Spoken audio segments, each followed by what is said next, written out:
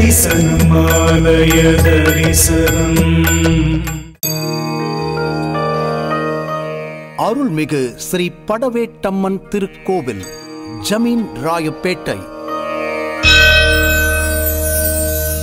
சென்னை நகரில் தென் பகுதியில் அமைந்திருக்கும் குரோம்பேட்டை அருகில் ஜமீன் ராயப்பேட்டை என்ற பகுதி உள்ளது.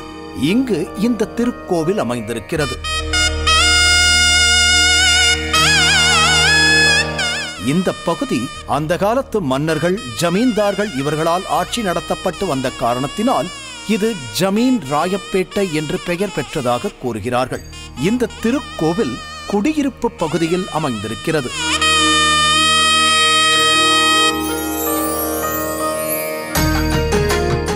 இது சுமார் 325 ஆண்டு காலமாக வழிபாட்டில் இருக்கின்ற ஒரு ஸ்தலம் என்று கருதப்படுகிறது. இந்த திருக்கோவிலின் ராஜகோபுரம் 5 நிலைகளைக் கொண்டு அதன் மேல் 7 செப்பு கலசங்கள் அமைக்கப்பட்டு இருக்கின்றது.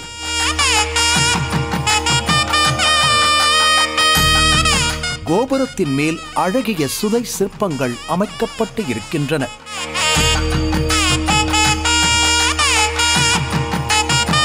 மிக அழகிய நெடிய வாசல் அமைந்து அந்த வாயிலின் 2 பக்கமும் துவார பாலகிகள் சுதை உருவில் அமைந்திருக்கின்றனர். முக்கிய வாயிலின் அருகே ரேணுகா தேவியம்மன் நடுநாயகமாக அமைந்திருக்க இன்னொரு வாயில் காணப்படுகிறது. முதன்மை வாயிலின் திருக்கதவுகளில் அழகிய மர வேலைப்பாடுகளில் அம்மனின் சிற்பங்கள்.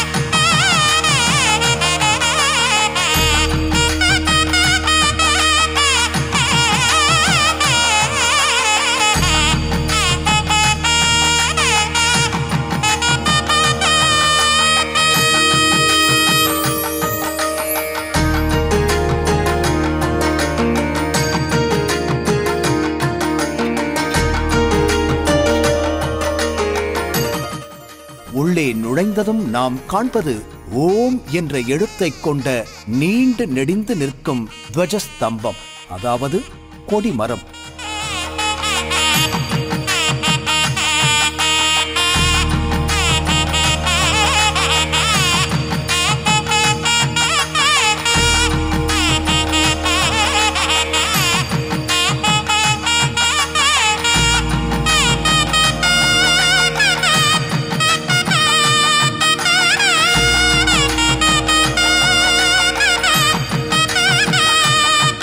மிக விஸ்தாரமான திருக்கோவில்.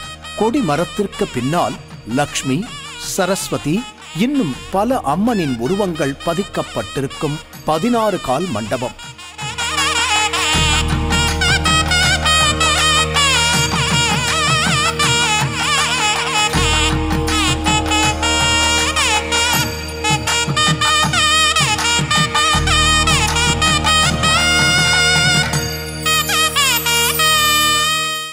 அதில் அம்மனின் உற்சவ விக்கிரகம் வைக்கப்பட்டு இருக்கிறது.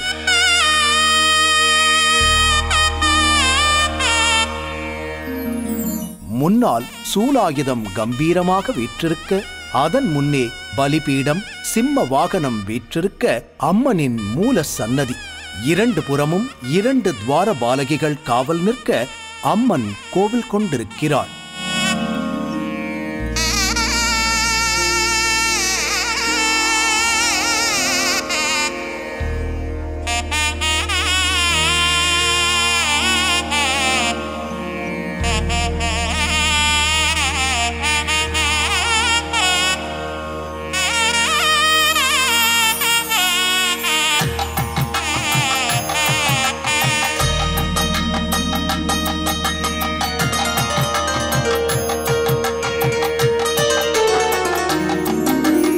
கர்ப்ப கிரகத்தில் அன்னை 5 தலை நாகம் குடைபிடிக்க வலது மேல் கையில் உடுக்கை, இடது மேல் கையில் பாசாங்குசம் ஏந்தி அமர்ந்த கோலத்தில் தரிசனம் தருகிறாள்.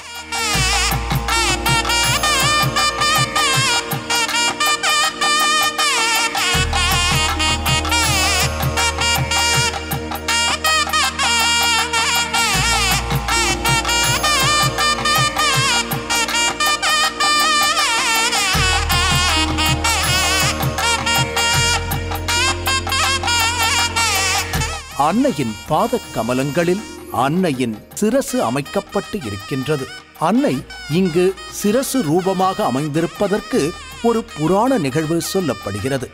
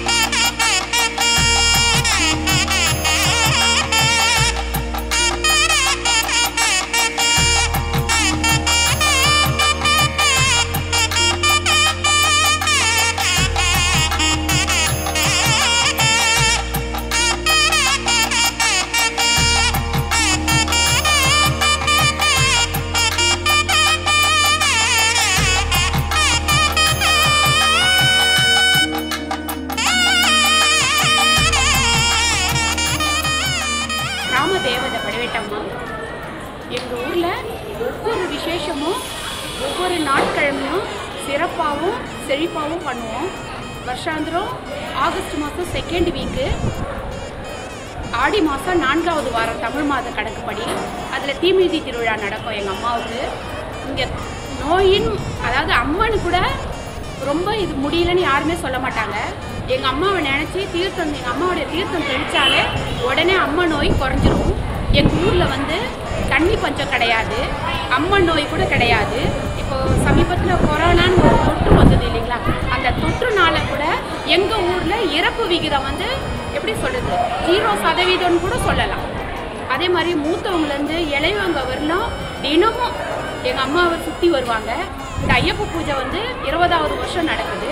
சின்னதாக ஆரம்பித்து இன்றைக்கி பெரிய பெரிய பாட்டு கச்சேரி, பெரிய பெரிய அலங்கார செட்டுக்கள் எல்லாமே எங்கள் அம்மா படையட்டம்மாவுடைய கருணை தான்.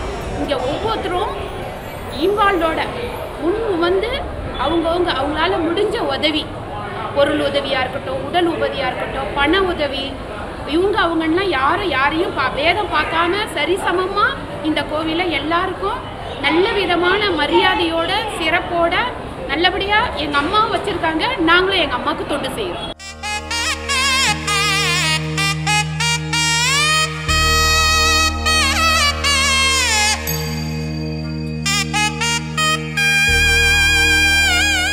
அன்னை இங்கு சிரசு ரூபமாக அமைந்திருப்பதற்கு ஒரு புராண நிகழ்வு சொல்லப்படுகிறது.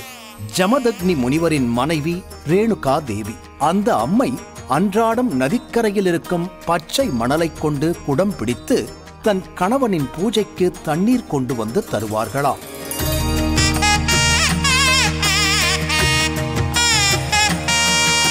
ஒரு சமயம் அப்படி குடத்தில் தண்ணீர் பிடிக்கும் போது மேலே ஆகாயத்தில் வான்வழியே சென்று கொண்டிருந்த கந்தர்வன் ஒருவனை பார்க்க அவர் மனம் சற்றே சலனப்பட்டதாம்.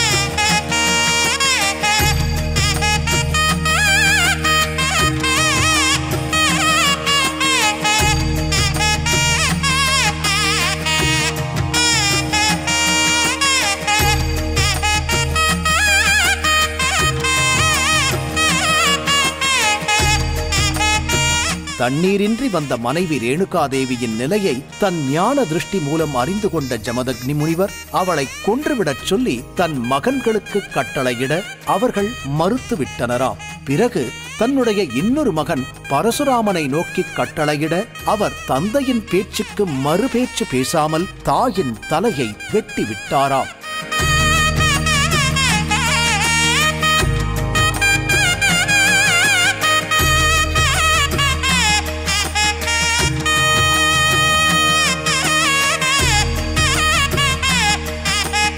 அவரது கீழ்ப்படிதலை மெச்சிய முனிவர் அவருக்கு ஏதாவது வரம் வேண்டுமா என்று கேட்க, பரசுராமர் தன் தாய் மீண்டும் உயிர் பிழைக்க வேண்டும் என கேட்க, முனிவர் அவருக்கு சஞ்சீவினி மூலிகையை தந்து அவர் தாயை பிழைக்க வைக்கச் சொன்னாராம்.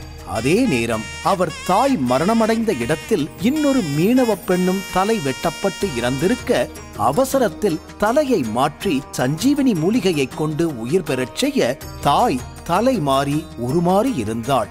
அவளே ரேணுகாதேவி.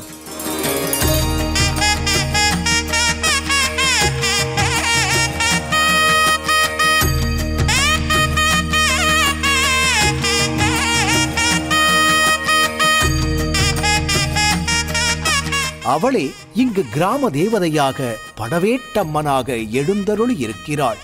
இங்கு அம்மன் இச்சாசக்தி, கிரியாசக்தி, ஞானசக்தி என்ற 3 ஸ்வரூபங்களில் கிராம தேவதையாக எழுந்தருளி அருள்பாலித்துக் கொண்டிருக்கிறாள். கருமாறி உருமாறி நின்ற திருமேனியாக எழுந்தருளி இருக்கிறாள். மிக உயரமான பெரிய நந்தி அமைந்திருக்க லிங்க வடிவில் சிவபெருமான் எழுந்தருளி இருக்கிறார்.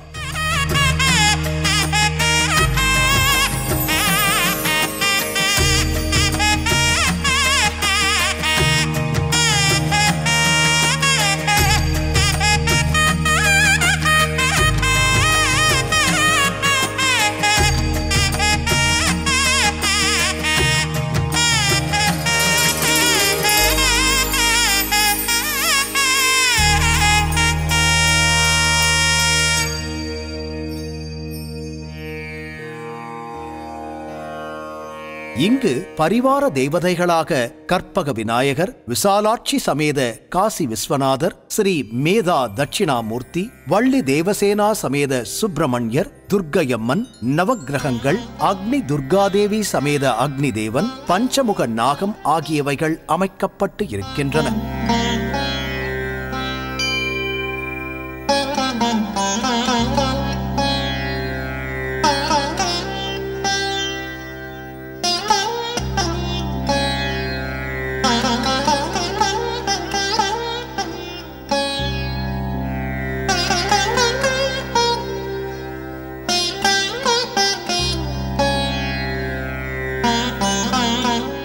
இவர்கள் தவிர சாஸ்தா ஸ்ரீ ஐயப்பன் சன்னதியும் இங்கு அமைந்திருக்கிறது. ஸ்ரீ ஐயப்பனுக்கு பூஜை நடைபெறுகிறது.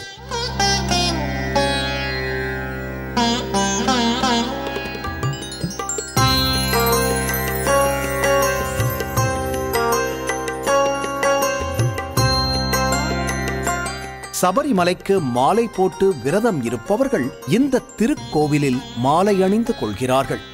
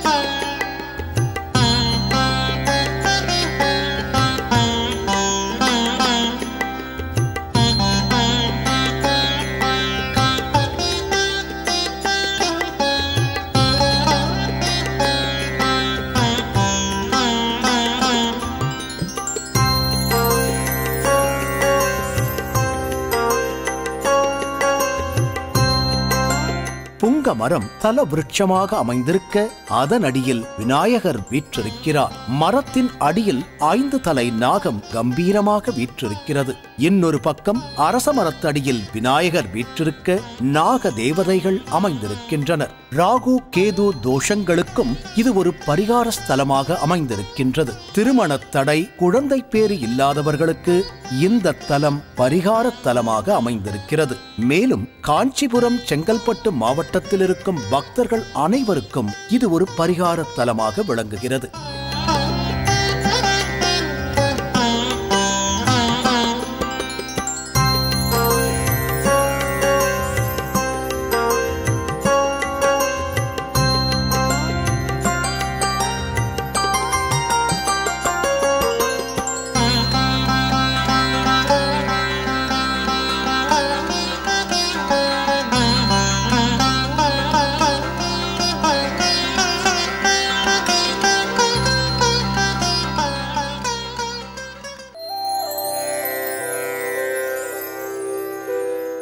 குழந்தை பாக்கியம் இல்லாதவர்கள் இங்குள்ள சோமஸ்கந்தரை வணங்கி வழிபட்டு அம்மனை ஒரு குழந்தையாக பாவித்து, தாயே, இந்த வருடம் உன்னை குழந்தையாக்கி இந்த தொட்டிலில் இடுகிறேன்.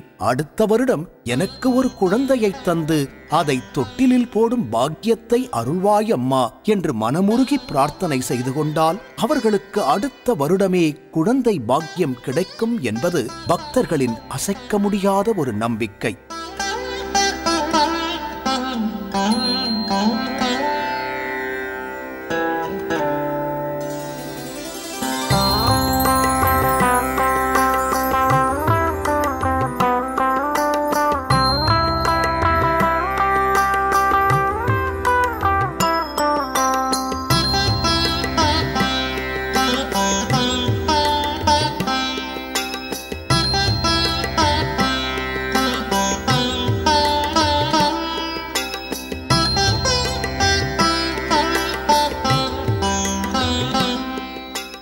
இந்த திருக்கோவிலில் பலவித சிறப்புகள் இருக்கின்றன. குறிப்பாக சொல்ல வேண்டும் என்றால், அக்னி மூலையில் அக்னி தேவன் அக்னி துர்கா தேவியுடன் எழுந்தருளி இருக்கிறார். இந்த சுற்று வட்டாரத்தில் இப்படி அக்னி பகவானுக்கு உருவ வழிபாடு செய்யப்படுவது இந்த தலத்தில் மட்டும்தான் என்று சொல்லப்படுகிறது.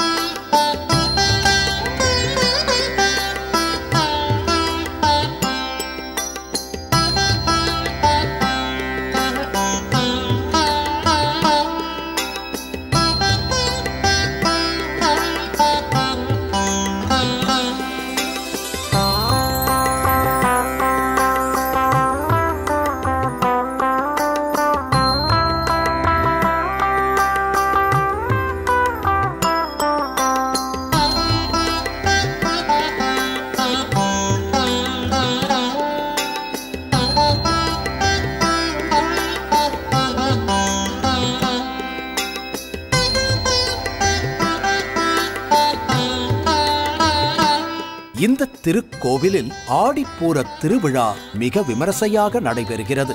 ஆடி மாதத்தில் இந்த திருக்கோவிலில் 10 நாட்களுக்கு பிரம்மோற்சவ நிகழ்ச்சி நடைபெறுகிறது.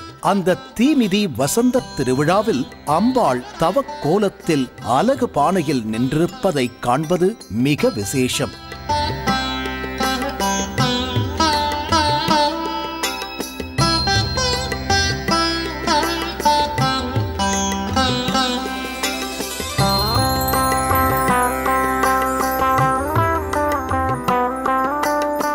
தீமிதி திருவிழாவுக்கான அக்னி தேவன் சன்னதியிலிருந்து கொண்டு வரப்படுகிறது.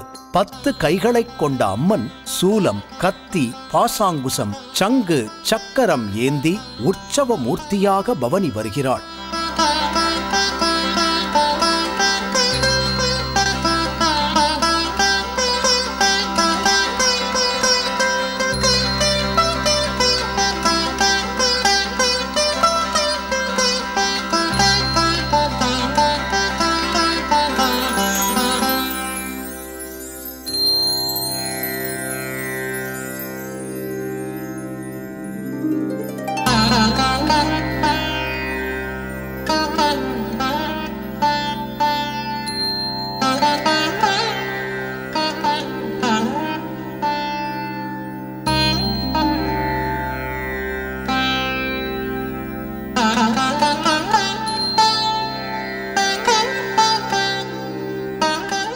திருவிழா காலங்களில் பக்தர்கள் அம்மனுக்கு பால்குடம் ஏந்தி காவடி எடுத்து வேண்டுதல் செய்கிறார்கள்.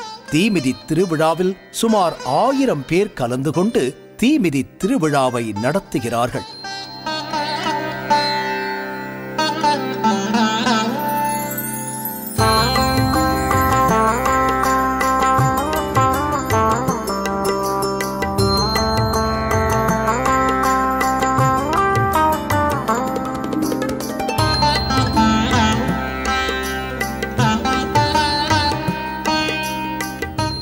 முதல் நாள் அபிஷேகம், கூழ்வார்த்தல், அம்மன் வீதி உலா ஆகிய நிகழ்ச்சிகளுடன் திருவிழா துவங்குகிறது.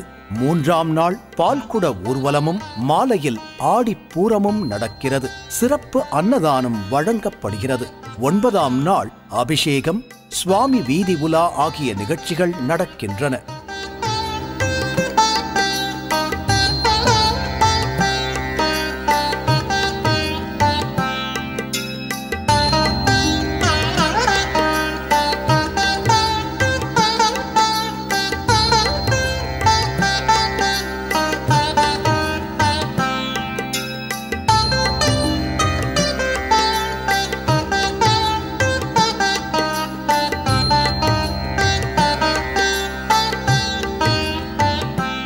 பத்தாம் நாள் சிறப்பு அபிஷேகம், கூழ்வார்த்தல், மாலை 6 மணிக்கு தீமிதி, இரவு 9 மணிக்கு சுவாமி ஊர்வலம் ஆகியவை நடைபெறுகின்றன. இதில் ஆயிரக்கணக்கான பக்தர்கள் பங்கேற்று கலந்து கொள்கிறார்கள்.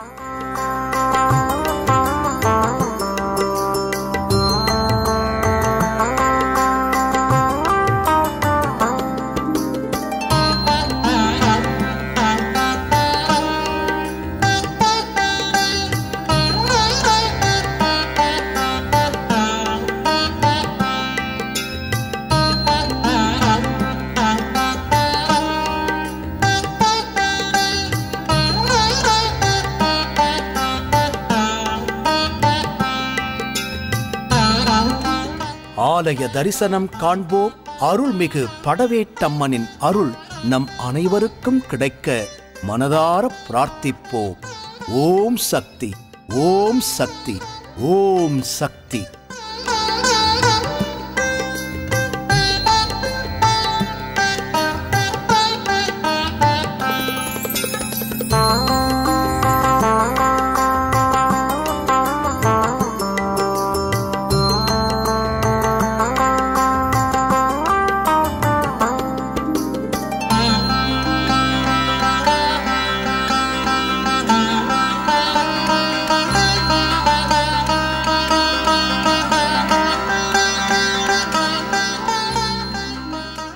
தேங்க்ஸ் ஃபார் வாட்சிங் கடவுள் டிவி. இது போன்ற ஆன்மீக வீடியோக்களை தொடர்ந்து பார்க்க கடவுள் டிவி யூடியூப் சேனலை சப்ஸ்கிரைப் பண்ணுங்க. நோட்டிபிகேஷன்களுக்கு பெல் ஐகானை பிரஸ் பண்ணுங்க. லைக் பண்ணுங்க, ஷேர் பண்ணுங்க.